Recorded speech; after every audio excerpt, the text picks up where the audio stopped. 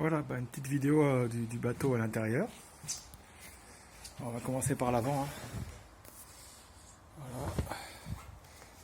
Alors, chaque siège. On voit l'état de la sellerie. Voilà. Après, alors l'endroit où la sellerie est la plus abîmée, c'est ici. Voilà. Les sièges sont nickel. Un petit point là.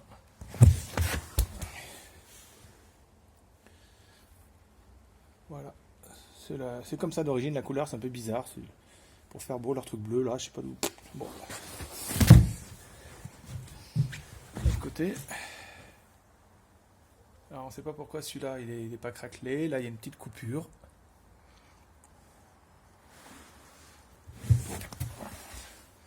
Encore du rangement. Mais vraiment pas mal niveau rangement ce bateau. Voilà. Les portes gobelets. Je vais fermer la fenêtre. Voilà. Le pare-brise. Alors on regarde la fenêtre, l'état de la fenêtre, qu'elle soit pas cassée. Le pare-brise. Les joints de pare-brise sont nickel, en caoutchouc là, c'est parfait. Pas de soucis. Voilà. Hop. Ensuite, le sondeur, je me dépêche de faire. Je ferai l'électricité après parce qu'il faut que je monte la batterie. Je la sors tous les hivers pour pouvoir la recharger. Voilà, ça c'est le. Voilà. Une boîte à gants. Pour ceux qui ne connaissent pas, Belliner. C'est tout en fibre, hein, et il y a un petit écoulement là qui va à l'extérieur du bateau. L'autoradio, c'est pas le même que sur les photos parce qu'il a été changé cet été. Celui-là, il est quand même bien mieux. Je crois qu'il a une prise USB. C'est un truc pas mal à Sony, hein. Voilà, hop. Donc, la sellerie, il y a ici un accroc et là aussi.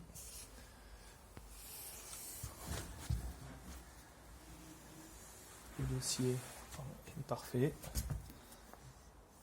Voilà. Je passe de l'autre côté. Bon, pendant que je suis au siège, je fais l'autre siège. Hein, c'est quoi ça? Ouais, il y a un petit accroc là. Voilà. Hop. La commande d'inversion. Voilà, le tableau de bord. Alors là, il est encore mouillé, ça ne veut pas sécher, il fait tellement humide, j'ai nettoyé un petit peu dedans. D'habitude, je le nettoie au printemps, ça ne sèche pas, il fait tellement humide aujourd'hui, c'est la cata. Donc tout à l'heure, je vous montrerai le compteur ici, d'heure. Puis voilà. Ce qui est écrit là, mais voilà. Le volant. Ensuite, alors les sièges qu'il faut voir, c'est que celui-là, il a été sacrifié, il est plus convertible en banquette. On ne peut plus le mettre à plat. Je pense que quand je vois comment fonctionne l'autre, je pense que je sais pourquoi il a été mis comme ça. Parce que en fait, ça tient pas bien là-bas. Les sièges ils tiennent pas bien, c'est pas terrible.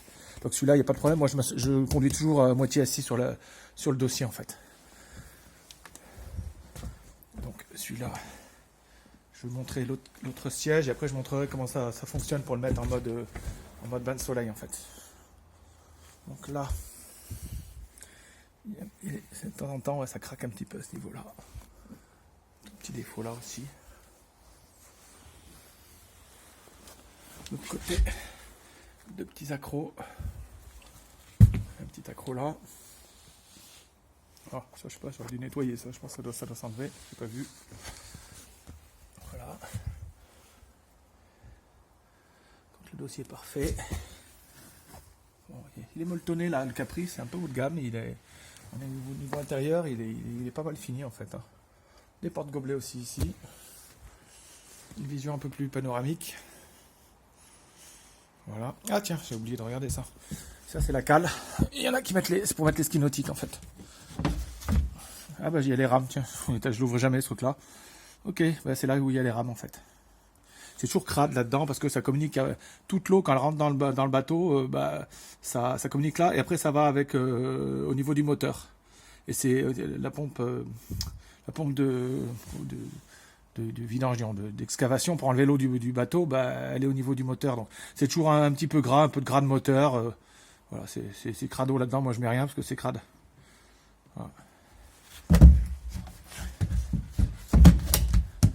Enfin bon, pour mettre des skis nautiques, ça va quoi. C'est pas... Voilà. Ensuite, les deux places arrière.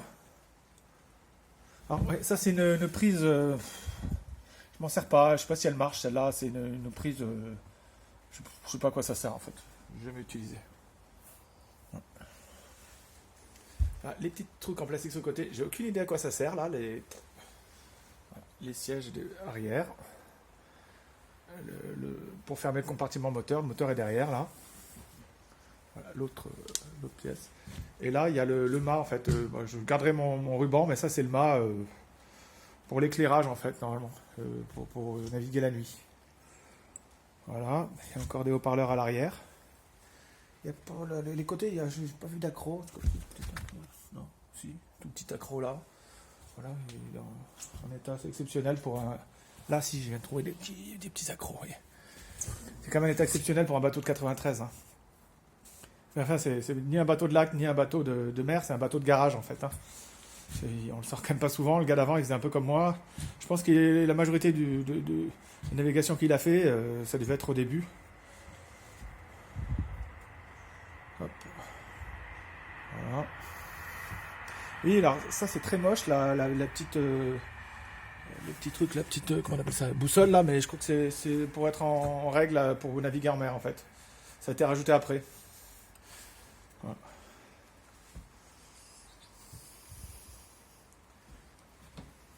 Bon, voilà, je crois. Ah si, il faut qu'on regarde la moquette. La moquette a été changée parce que la grise elle était tachée à des endroits, c'était moche. Donc la moquette a été changée. En changeant la moquette, j'avais vu qu'il avait été réparé à ce niveau-là. À ce niveau-là, ils ont réparé, parce que le plancher devait être abîmé. J'ai vu qu'il y avait un nouveau morceau de bois ici. Ils ont refibré par-dessus. Bon, ça va, ça n'a pas bougé. La moquette elle est toute nickel. Hein. L'avantage au moins avec l'anthracite, c'est que au moins ça bouge pas. Hein. Bon, normalement, les gens ils montent pieds nus dans le bateau. Hein. Ah oui, les parties inférieures là. Ça, c'est le boulon de bricolage du gars là qui a monté les sièges. Voilà. Donc ça c'est fixe. Et tiens, ah oui, il faut que je fasse la démonstration du. Donc ça normalement on tire et ça s'allonge. On s'en sert jamais de ça. Enfin aussi, ça peut être sympa. Hein. Pour les gens qui veulent. Pour les gens qui veulent se faire bronzer, quoi. Si, c'est bon, ça permet de bronzer à l'abri des regards. Pourquoi pas. Voilà, mais quand ça marche pas super. L'écran, bon. Ah oui, remarque, je vais pouvoir filmer dessous. J'ai vu qu'il y a tout à l'heure en regardant, il y a un endroit qui est un peu abîmé. Le dessous là. C'est du bois et par-dessus, il y a une sorte de gel coat qu'ils ont mis. Donc ouais, je sais pas comment ça marche en fait. Il y a des crans. Peut-être que je m'en sers mal aussi. Bon voilà. Voilà. Donc il faut tirer, pousser. Voilà. Remis.